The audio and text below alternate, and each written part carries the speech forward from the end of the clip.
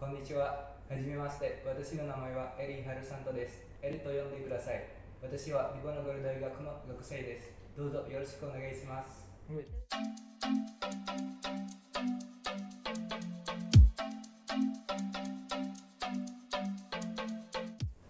Hai THP Mates, welcome to THPOS. Bersama aku Elnata selaku moderator hari ini, Dan aku Taveta yang juga sebagai moderator pada sesi podcast kali ini. dan kami THPOS dari Prodi Teknologi Hasil Perikanan akan mengadakan sesi podcast yang membahas tentang serba-serbi mahasiswa THP internship ke Jepang. Bener banget nih, apalagi sesi internship atau magang kali ini tuh banyak banget dibicarain oleh mahasiswa di FPIK karena memang benefitnya tuh banyak banget ya Kak. Benar banget, dan THP Mates telah hadir bersama kita dua mahasiswa perwakilan THP, yaitu ada Kak Dava dan juga Eri, yang akan melakukan internship ke Jepang dan juga telah berkenan hadir untuk sharing bersama kita pada sesi kali ini. Nah, kayaknya kurang afdol nih kalau kita agak perkenalan dulu. Untuk Kak Dava dan Eri, mungkin bisa perkenalan dulu. Oke, sebenarnya perkenalkan nama saya Davan Rintisar dari THP Angkatan 2020. Oke, halo semuanya. Perkenalkan nama aku Eri Arsanto dari THP Angkatan 21. Nah, THP Mates, ada sedikit fun fact nih tentang internship ke Jepang ini, di mana terdapat perwakilan sebanyak 9 orang yang akan melakukan internship dan 6 orang tersebut berasal dari Prodi Teknologi Hasil Perikanan loh. Wah, keren banget sih Kak. Selain itu, for your information, internship ini bakal diadakan atau dilaksanakan next month atau bulan depan pada bulan Oktober 2023 sampai bulan Mei 2024. Bener banget. Oke, mungkin tanpa berlama-lama lagi, kita mungkin bisa bertanya ke sumbernya langsung nih untuk mengorek lebih dalam tentang internship ke Jepang. Mungkin dari Taveta bisa dimulai pertanyaannya dulu. Oke, aku penasaran nih untuk Kak Dava atau Eri. Gimana sih gambaran internship di sana itu kegiatannya itu bagaimana gitu? Itu di Osaka Jepang ya Kak kalau nggak salah. Oke, betul. Untuk internship program aku ataupun periode aku bersama Eri itu dilaksanakan di kota Osaka. Nah, untuk gambaran internshipnya sendiri, kami kebetulan dapat tempat internship di yang bergerak di budidaya oyster ataupun kerang di Jepang situ. Jadi mungkin nanti untuk kegiatan-kegiatannya seperti pada umumnya mungkin kita ke laut juga, terus mungkin juga penanganan ketika dipanen oysternya itu kayak gimana, terus juga mungkin sampai ke pengemasan untuk diantarkan ke konsumen-konsumen seperti itu. Oke, mungkin dari Eri ada tambahan atau? Oke, jadi untuk kegiatannya sendiri juga hampir mirip seperti itu ya. Ada juga pengolahan makanan yang mentah juga, serta ada pengolahan makanan yang sudah siap saji seperti itu. Oh, jadi banyak banget ya kegiatannya, nggak cuma kayak pengolahan ikan gitu. Betul banget. So, Oke, untuk pertanyaan selanjutnya nih, gimana sih perasaan kalian ketika tahu pertama kali di lolos seleksi internship gitu? Perasaannya gimana? waduh, mau jawaban jujur atau enggak nih? Boleh. Boleh. Oke, ini kalau di flashback sih untuk awalnya ketika daftar program internship ke Jepang ini kan sekitar pas mau lebaran kayaknya tuh. Iya, iya benar. Jadi waktu itu Hamin 3 lebaran atau Hamin 2 lebaran gitu buka pendaftaran. Ya udah karena timeline waktu pendaftaran itu lumayan sempit, ya udah kita berani aja di waktu awal daftar dadakan gitu. Kemudian ngikuti rangkaian seleksi sampai 3 minggu setelah lebaran kalau nggak salah itu ada pengumuman gitu. Ya awalnya ketika ngerasain atau mendengarin bahwa saya lulus program internship Jepang ya cukup senang dan kaget gitu bahwa dengan persiapan sesingkat ini dapat kesempatan besar untuk ngerasain internship di Jepang gitu. Oke, mungkin dari Eri ada tambahan? Dari aku sih ya jujur senang banget ya bisa keterima magang ke Jepang sendiri, karena kan dari magang ke Jepang itu kan sangat istimewa ya, terutama bagi mahasiswa. Nggak semua mahasiswa bisa memiliki kesempatan yang sama untuk magang ke Jepang seperti itu sih. Oke, berarti ini persiapannya benar-benar dadakan ya untuk Kak Dava dan juga Eri. Mungkin buat tahapannya itu apa aja ya Kak? Dari pertama sampai terakhir gitu. Oke, untuk rangkaian pendaftaran program internship di Jepang sendiri itu awalnya kita pendaftaran awal gitu ya, mungkin pemberkasan kayak mungkin eh, KHS, kemudian ijazah terakhir, terus KTP dan lain-lain, pokoknya pemberkasan awal pendaftaran. Setelah itu ACC dari pihak penyelenggara internshipnya ini kita ada pemberkasan kan, kemudian dilanjutkan dengan wawancara satu di sini tuh kayak ya udah kita ditanyain motivasi ke Jepang, intinya tuh mereka pengen lihat keseriusan kita untuk ikut program internship ke Jepang itu seperti apa gitu. Nah yang kedua mungkin baru kita wawancara langsung dengan para perusahaan di sana, kira-kira ngelihat kita di profiling itu kira-kira cocok dengan mereka gitu. Nanti ketika para PT-nya di sana cocok, nah itu baru ditandai menandakan kalau kita lulus gitu ya. Oke, berarti tahapannya cukup panjang juga Cukup ya. kompleks ya. Ya lumayan. Ya.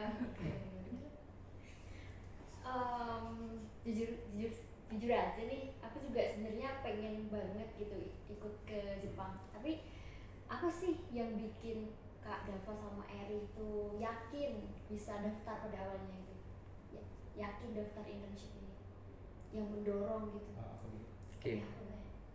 Jadi yang pertama tentu aja dari pengalaman yang bakalan kita dapetin di sana ya. Terutama kan kita nih kerjanya di Jepang nih, tentu aja sistemnya beda dari Indonesia. Ya. Nah, Disiplin dari ya, orangnya. disiplin banget, Ya. dari kultur budaya, bahasa dan lain-lain itu sangat berbeda. Nah dari situ kita bisa mengambil pengalaman yang nggak bisa kita dapetin di Indonesia gitu. Oke, kalau dari Kak Dava sendiri gimana? Kalau tanya alasan ya kenapa pengen ke situ, mungkin sama sih seperti yang disampaikan oleh Erik, pengen nyari pengalaman baru gitu, mungkin pengalaman kerja dengan orang Jepang ataupun orang-orang lain, karena mungkin di sana nggak cuma orang Jepang, mungkin ada orang Vietnam, orang Filipina dan lain-lainnya kan. Nah, itu pengen nyari pengalaman baru aja gitu. Di samping itu pengen ngerasain juga sih, kan kita 20 tahunan lebih lah hidup di Indonesia dan iklim seperti itu, pengen ngerasain gimana sih hidup di luar negeri gitu. Iya, iya, bener. Bisa ngerasain Dari zona nyaman. musim salju, musim gugur, musim semi gitu kan, kayak seru sih. Nah itu salah satu motivasi yang wah kayaknya harus internship ke Jepang. Oke, berarti kurang lebih pengen cari suasana baru dari perbedaan budaya juga ya, dari Indonesia ke Jepang. Betul sekali. Oke, Tapi itu nanti ada musim dingin nggak Kak pas di sana kan itu ya udah mulai Iya. akhir tahun ya? Ya, Kebetulan dari kami kan berangkatnya bulan Oktober ya, Ya. udah mulai masuk musim dingin tuh. Oh pas berarti pas Pas sampai ya. sana langsung musim Sama dingin. musim winter ya. sebulanan kayaknya. Sebulan. Sebulanan kita di sana kemudian masuk winter gitu. Lumayan memang salju kan. Ya. Sampai ke hipotermia. Di sini Ini masih ada satu tahunnya sama pertanyaan tadi. Iya. Gimana persiapan kalian selama ini untuk mendaftar ke internship ke sana itu, kayak mungkin tadi kan itu ya musim dingin ya, berarti apa kayak mungkin outfit yang udah disiapkan atau persiapan secara bahasa atau apa gitu. Oke deh, mungkin untuk persiapan yang udah aku lakuin sejauh ini, mungkin benar tadi yang dibilang Mbak Alveta ya. Ya. Karena di sana kita ada musim dingin, di mana Indonesia kan nggak ada musim dingin, pasti outfitnya dulu gitu kan yang kita Ya, persiapin. ya. Mana tau kita jalan ditanya berapa harga outfit, kan biar nggak kaget juga gitu. Jadi yang pertama pasti jaket winter sih, jaket yang tebal, terus mungkin kayak long john ataupun high tech biar nggak kedinginan kan daleman. Nah jadi kalau misalnya prepare dari perlengkapannya udah matang, ketika di sana kan nggak ada kendala lagi aku kedinginan atau yang, jadi fokusnya untuk ya udah kerja atau internship aja di situ gitu. Sama mungkin bahasa ya, penting Bahasa penting. Bahasa. Oke, Eri mungkin bisa menceritakan persiapan bahasa sampai mana gitu. Jadi untuk persiapan bahasanya sendiri kami juga udah diberi waktu selama kurang lebih 3 bulan ya untuk pelatihan bahasa. Kemudian kami juga diberi fasilitas terkait dengan pelatihan bahasa tersebut, sehingga diharapkan di sana juga kami udah terlatih soal bahasanya, jadi tidak bingung ketika di sana. Ya, Oke, mungkin aku juga penasaran nih ngomong-ngomong tentang bahasa kan ini. Kalau bahasa itu sebenarnya sangat menarik gitu ya. Iya, benar. Nah dari Kak Dava sama Eri sendiri persiapan mungkin ada les atau gimana itu untuk sistem belajar bahasa Iya. Jepang gitu.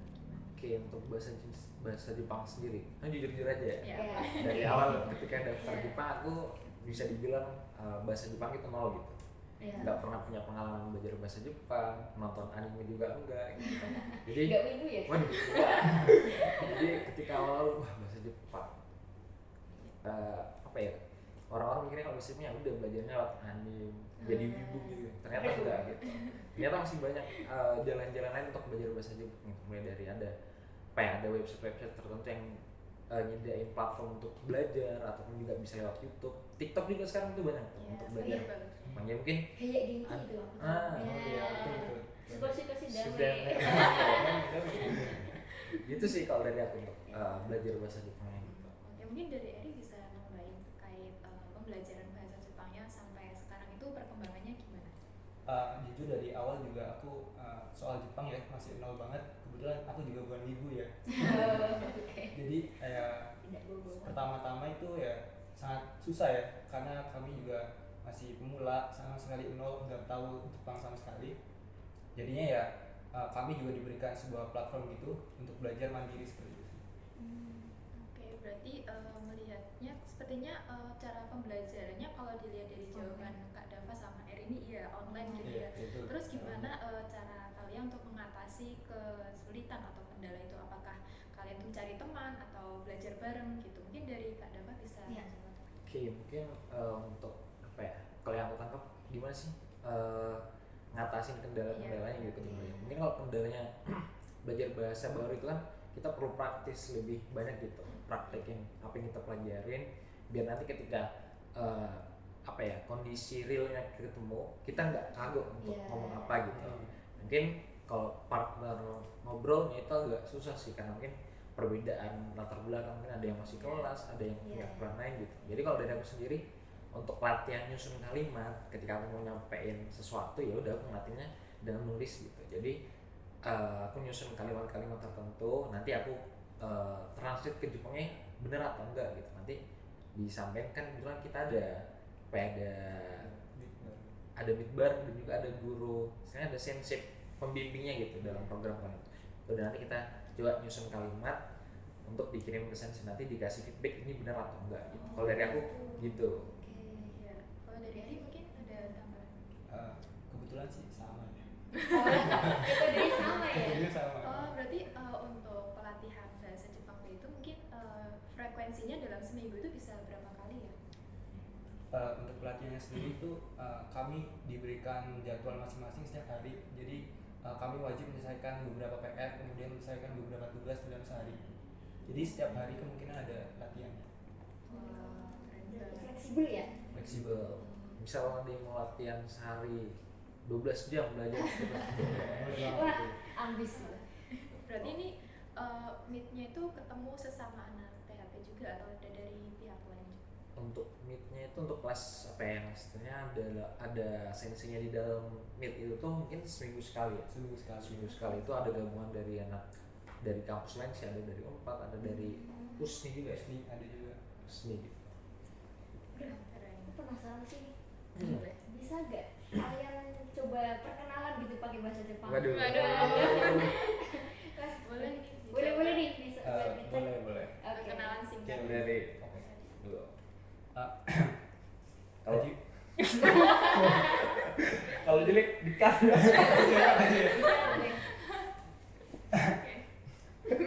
Nanti buat awalan. Oke. Konnichiwa. Hajimemashite. Watashi no namae wa Eri Harusanto desu. Eri to yonde kudasai. Watashi wa Rigonogoro Daigaku no gakusei desu. Douzo yoroshiku onegai shimasu. Terus mas. Hai. Oke, Kak Dava nih Oke. boleh. Konnichiwa. Watashi no namae wa Dava Norintisar desu. Watashi wa 20歳です。どうぞよろしくお願いします。 Nah itu kalau boleh tahu artinya apa ya? Umur ya tadi ya? Ada apa ya? Iya. Ya. Tahu deh. Kayaknya udah prepare nih. Apa Taveta mau nyoba ngomong bahasa Jepang juga nih? Boleh. Oke. Boleh nih, mungkin bisa Watashi beda. Oke. Tapi ya gitu lah, jelek. Tahu kan singkatannya? Udah terlanjur. Kenalan, oke. Oke. Watashi no Tafeta desu. Tapi yonde kudasai. Watashi no Indonesia jin desu. Yoroshiku onegaishimasu. Oke. Mas. Keren. Oke, tadi mungkin pertanyaannya belum terjawab, yaitu kurang lebih artinya apa sih? Biar teman-teman podcastnya juga tahu artinya gitu. Ya berarti ya udah tadi perkenalan nama Davan Rizal dan umur gitu. Sesimpel itu aja sih. Nanti kalau panjang-panjang ujian jadinya. Oke. Kalau tadi Eri juga sama atau? Soalnya Iya. kayaknya panjang banget ya. Ya, Iya. cuma ada tambahan Diponegoro Daiga Kuno, artinya itu dari Universitas Diponegoro. Oh, mahasiswa gitu ya. Iya, Hmm. mahasiswa. Keren. Oke. Tadi kan udah dijelasin ya tentang persiapan outfit sama persiapan bahasa, mental, fisik. Nah itu aku penasaran gimana sih untuk persiapan pemberkasan, maksudnya kayak visa, paspor gitu-gitu. Itu bagaimana cara mengurusnya? Oke, untuk paspor sendiri ketika dinyatakan udah lulus program internship ini tuh kita dikasih waktu sekitar 2 minggu ya. Iya, sekitar 2 minggu. 2 minggu itu untuk paspor kita ngurus sendiri gitu. Jadi diserahkan ke apa ya, peserta internship masing-masing, lokasi kantor imigrasi terdekat dari apa ya, tempat tinggalnya di mana gitu. Waktu itu aku ngurus di Solo, Irin di mana?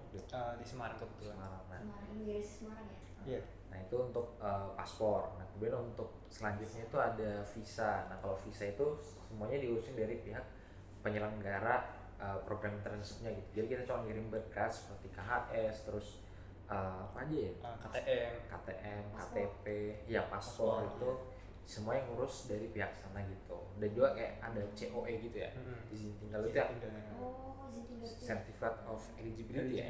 Nah itu yang ngurus dari pihak apa ya, penyelenggara internship. Jadi kita sendiri. terima bersih aja, terima beres. Enak ya kerja beres Enak ya? gitu. Iya. Nggak perlu kayak ke Jakarta gitu ngurus visa. Berarti untuk biayanya itu gimana Kak? Berarti kalau mereka yang semua ngurus. Sebenarnya ada biaya program ya. Iya. Nah untuk biaya program itu kebetulan dari tiap apa ya, tiap periode itu beda-beda. Jadi tergantung nanti programnya gitu. Nanti ada yang nominalnya segini gitu. Mau di sini nggak usah kali ya. Nggak usah. Wah, Itu Tapi dikasih privasi. range deh, antara berapa sampai berapa? Range-nya ya masih bisa saving lah. Iya. Ini agak bahaya ya, Iya, bahaya. sensitif untuk masalah Biayanya biaya. lumayan ya. Ya. Oh ya, untuk di sana itu nanti tinggalnya sama siapa? Tinggal itu kita apa ya? Kebetulan kami disediain ini ya, seperti Apa tuh? ya, bener banget. Ryokan ya sebenarnya. Ya seperti itulah. Asrama atau Bukan. bukan Apa ya? Bukan Dormitory. kayak rumah gitu Oh, disewain gitu. iya. Kontrak gitu, kontrak. Iya, Iya, kontrak. kontrak. Iya, bener banget.